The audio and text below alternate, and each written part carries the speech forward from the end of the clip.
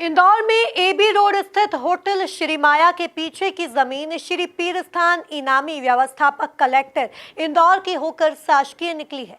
इस जमीन पर पार्क एवेन्यू कॉलोनी काट दी गई थी। शनिवार को जिला प्रशासन की टीम ने जमीन मुक्त कराई। इस जमीन का बाजार मूल्य 150 करोड़ से अधिक है। देखिए एक खास रिपोर्ट।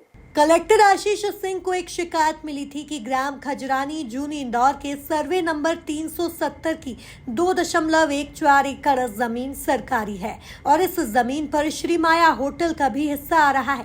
साथ ही पार्क एवेन्यू नामक कॉलोनी भी इसी जमीन पर काटी गई है। कलेक्टर ने एसडीएम घनश्याम धनकर द्वारा इसकी जांच कराई गई। जांच में आया कि होटल श्री माया तो निजी सर्वे नंबर है और इससे उसका कोई लेना देना नहीं है, लेकिन कॉलोनी के 13 प्लॉट धारकों के प्लॉट इस सर्वे नंबर 370 पर है और इसमें कुल 2.14 एकड़ जमीन शामिल है। इस भूमि पर अशोक पिता लाल भाई गुजराती द्वारा वर्ष 1993-94 में यह कॉलोनी काटी गई थी। इसमें रजिस्ट्रियां की गई और यह 13 प्लॉट सर्वे नंबर 370 पर काटे गए। कॉलोनी ने अभी कोई निर्माण नहीं हुआ है।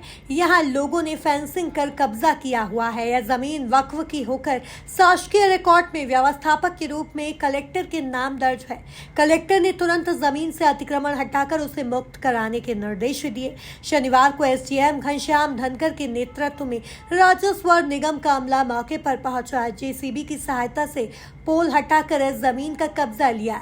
एसडीएम घनश्याम धनकर के अनुसार मुक्त कराई सरकारी जमीन का बाजार मूल्य 150 करोड़ से अधिक है। आज कलेक्टर महोदय के निर्देश पर ग्राम खजरानी में वक्फ बोर्ड की ज़मीन जो कि शासकीय रिकॉर्ड में पीरस्थान व्यवस्थापक कलेक्टर महोदय के नाम पर दर्ज है और लगभग 2 एकड़ 14 डेसिमल ज़मीन है। इसके ऊपर कुछ लोगों के द्वारा अस्थायी संरचना बना करके इस पर अवैध रूप से कब्जा किया हुआ था और जो उनके कब्जा हटाने की कार्रवाई की जा रही है।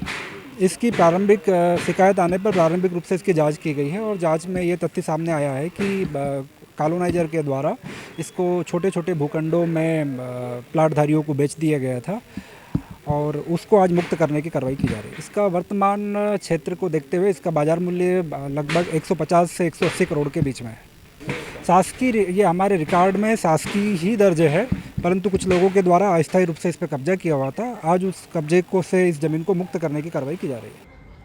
जमीन पर कब्जा कर कॉलोनी विकसित करने वालों के खिलाफ भी वैधानिक कार्यवाही की जाएगी। Bureau report, MP news, Indore.